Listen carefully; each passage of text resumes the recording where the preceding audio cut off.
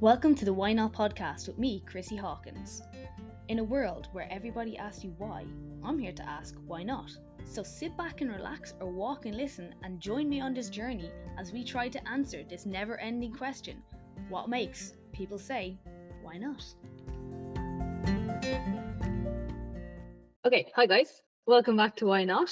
So today's episode, I don't know, I'm trying to figure out really where it's going. It's a bit of a blend, it's kind of inspired by a few different things, sometimes some conversations I've had, maybe or even how I felt myself. And I think it's that weird space that nobody is really talking about enough.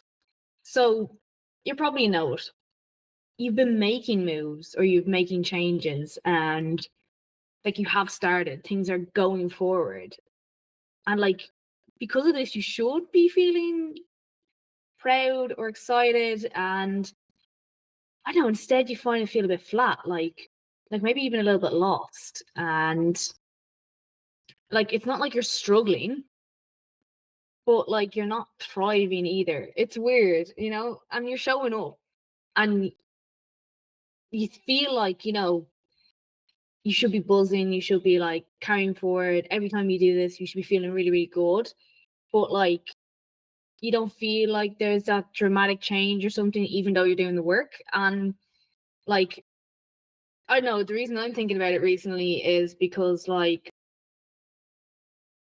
been there and I probably am still there, or I'm in it at the moment and I'm trying to break it down and figure it out. And sometimes kind of wondering, is it because even because I have the ADHD, the fact that things aren't new and exciting anymore, it's that's it? Or is it just that when things have become routine or I'm used to doing stuff, I'm not scared and challenged by it? But again, it could just be we're not even fully where we want to be. So this is going to be the episode where it's why do I feel stuck even though I'm doing everything right? And I think it's the quiet middle. And I think this is possibly where people tend to quit, because it's not because it's too hard. Because initially when you're making those big strides, you get this big payoff of, wow, I've done this. Wow, I've done this. And then it goes quiet and you're still growing, but you're in that phase where you're not getting that, wow, I've done this. So it's not too hard anymore, but it's just become too quiet. And maybe when you're not maybe it's you haven't realized that your bar is now raised, so what you're doing doesn't seem impressive anymore, which is a good thing, because if it was still feeling really difficult, it would mean you're not growing. And maybe it's because you're on just a quiet time. It's just really hard to know. But this is why it can be easy to quit, because you're not feeling those big feelings anymore. And let's be real, okay? And this is what I'm saying with the ADHD thing, when you start something, it's exciting. It's the new shiny thing, there's a buzz, and the energy and adrenaline and all the newness are just it's just so exciting. And you mentioned things I've done this with Project Wise as well, where I'm so into it at the start, and then it's just oh. And at the end, when you actually get stuff over the line as well, it's so satisfying. That's I did it.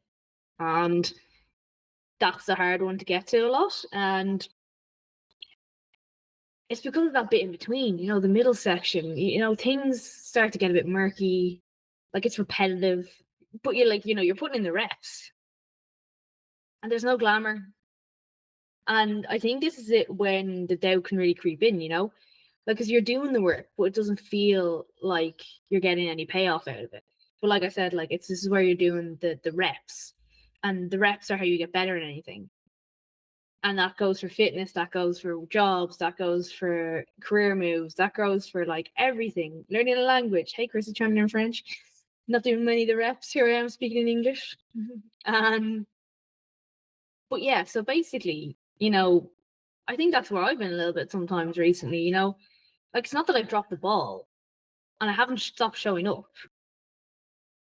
But I also feel like I'm not flying forward anymore, which is good, because when you're trying to push yourself in that thing, there is times where I feel so anxious about everything. It's nice to not feel anxious like that. But again, I just don't feel like that you're going progressing. And it's very easy when that happens to convince yourself you're back at square one. And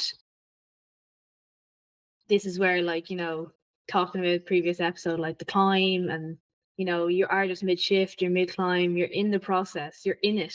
You just can't see it because you're in it. And I guess this kind of hit me recently, and that's why I want to talk about it, is that, like, not all growth is loud.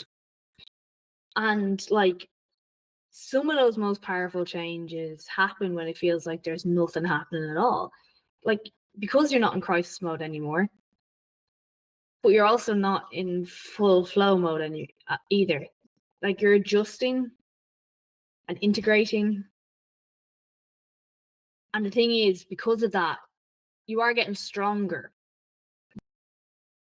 And these are the ways that don't show up in like before or after pictures. Not necessarily, I'm not talking about gym stuff, but you know what I mean? You have these, it's the little things that are changing and keeping you on track. And because it's not this big exponential thing anymore, you're like, then nothing happens, And like, sometimes this can look like things like catching yourself quicker, like I was talking about before, when we're growing, and just, being able to stop yourself or identify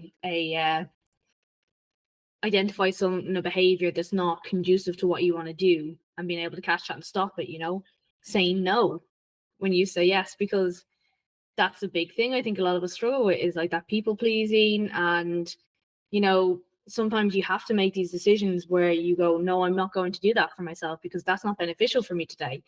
And that can be really difficult and a really, really big thing. And funny enough, I actually did it last night. I knew it was a bad idea if I went out.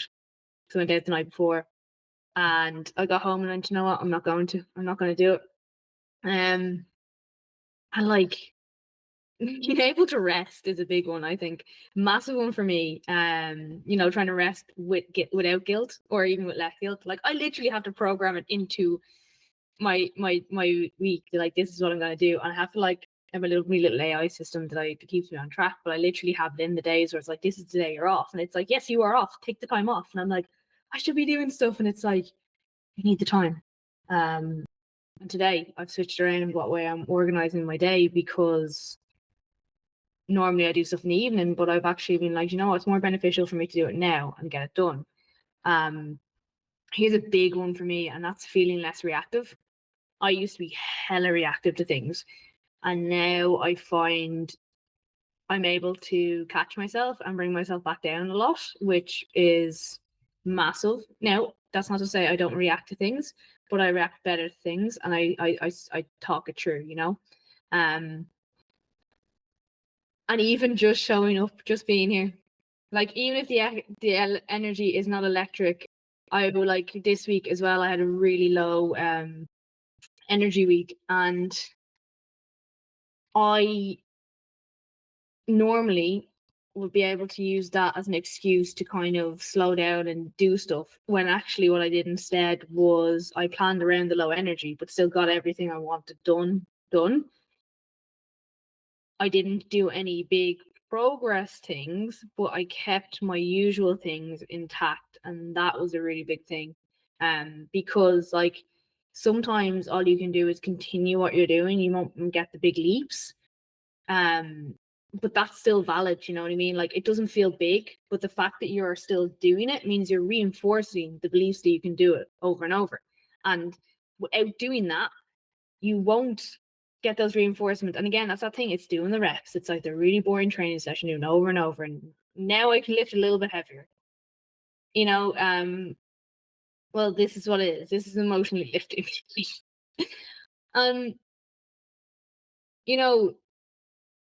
Like, even right now, like, I making content and stuff like that, planning podcast episodes and staying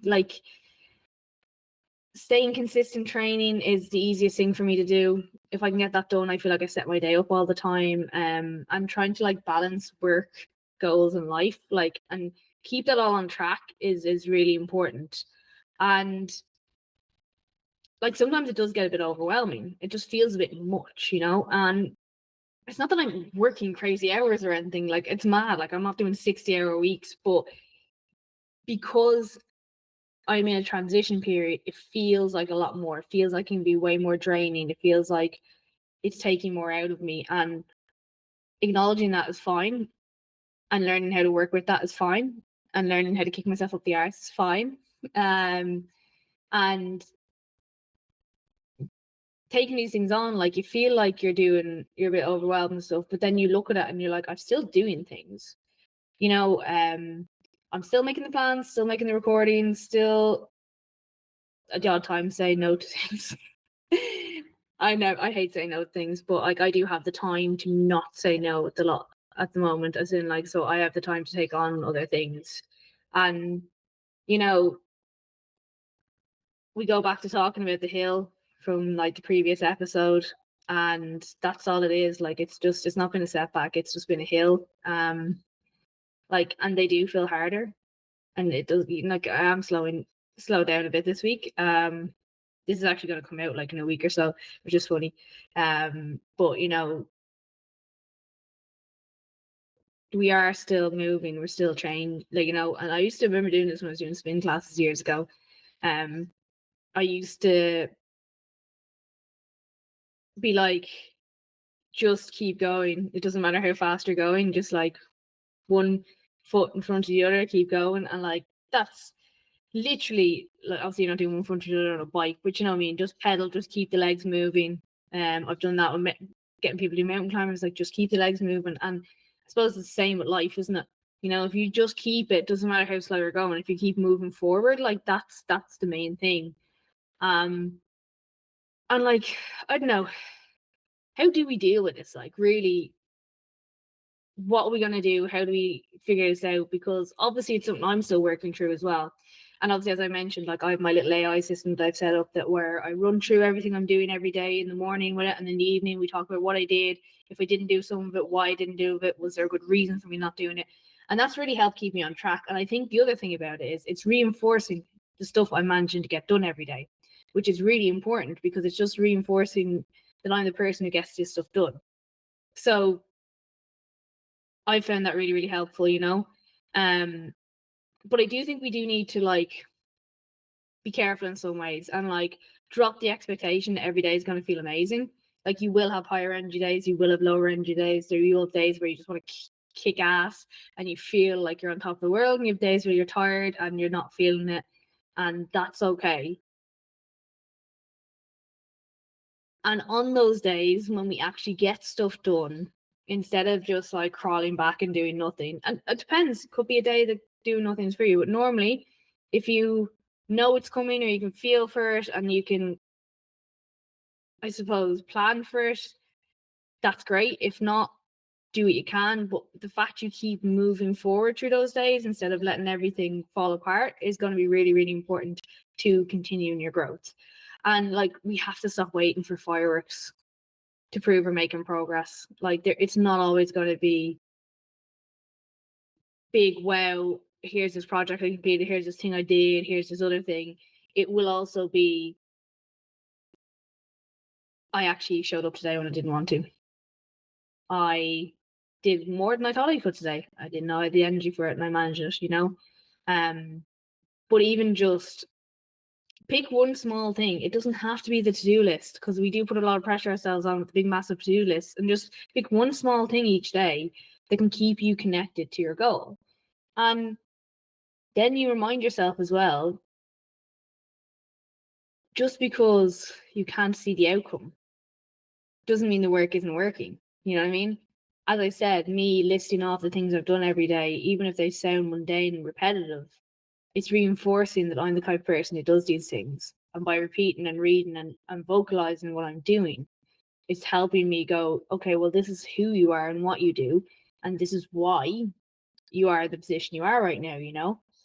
And really important to look and sit down and notice what's changed. Like, we need to sit with our thoughts. People aren't sitting with their thoughts and they're wondering why they're not getting any better. When you actually don't sit down and like believe in yourself, basically, you know, like what feels 5% easier now? What even feels 1% easier? Like, it's that small little 1% gains that will make a difference, you know? Like, what would past version of you be amazed that you're doing so casually? Like, there is something, I guarantee you, that you a certain time ago will be like, oh my God, I can't believe I've done that. And like, I can even like mark these for ages, right? So like before I came a PT, I remember anytime I used to do presentations when I was in college, because I did media studies or communication studies before I became a PT, right? And when I had to stand up in front of people, I would shake and I'd panic and I wouldn't be able to talk properly. Then I went and did a PT course, which involved me bossing around multiple people at once in a class, which became my new normal. And over time, I remember my first one, I was absolutely horrendous. I was so scared. And then over time, I got used to it. And then I got used to my style of how I do it, and my style changed over the years. But, you know, I was able to command that room and I was okay with that. And that was a big difference. And, you know, me meeting new people has always been very, very difficult. I'm currently right now, I'm in France after moving country on my own, and I have no choice but to try and meet new people. So I've had to put myself in that position a lot in order to make friends or to socialize. And like, that's very, very difficult. But that's like a next level. Like before I did the classes, and now I'm like out doing my own thing. And people, it's funny because like I kind of like, oh well, I just moved. I just made the decision, I was doing it now. It took time to make the decision. But I've had people like, oh my God, I can't believe you come here on your own. And I'm like, oh yeah, I suppose that is a big thing. And I did have Spud originally, fecker. But yeah, I don't know. It didn't, for me, I suppose, having done so much work over the last while, it didn't, and being used to being on my own at home, I think that was the thing. I was so used to spending a lot of time at home on my own. For me, was like, oh, why wouldn't I be able to go on my own? Whereas other people are like, holy shit, you did that on your own. So, you know, and these are these weird things that we don't acknowledge and we don't realize the big difference, the big impact, because our bar is raised. So that's what I'm trying to like explain in that sense is, you know, it is a really big deal that you're doing these things. And even though it doesn't feel like it anymore, really important to like look at that part of you, look at where it came from and go, oh my God, would me have done this whatever many years ago or whatever many months ago? And the answer is probably no. And when you realize that, you will really realize that you have made a massive difference. You are a different person now, and old you just wouldn't recognize that. So it's just it's really interesting. And yeah, just really wanted to say, like, you know, if you're sitting in that quiet middle right now, like, I see you, because I feel like I'm there a lot. And yeah, you haven't fallen off. Like, you know, you haven't failed. The only time you fail is if you stop completely. And at the moment, like, you are just climbing. This is gonna be my new fucking thing for the month of May and June. It's like we're gonna be talking about climbing, and like the climbs, they feel harder, but they still count. And if anything, they're like the toughest parts, because you have to push harder to get smaller results, you know. And you're not back in the beginning as much as it might feel. And I don't think it does feel, when you're in the middle, I don't think it feels like it back at the beginning. It just feels like I don't know, it almost feels like you're stagnant, but you're not. But it's that time when you're like, I know what I'm doing, but why am I doing it this way? So, you know, yeah, it's like it's you're actually just now facing something familiar, but like you're from a more experienced version of you. You're not just the that person now finds that normal.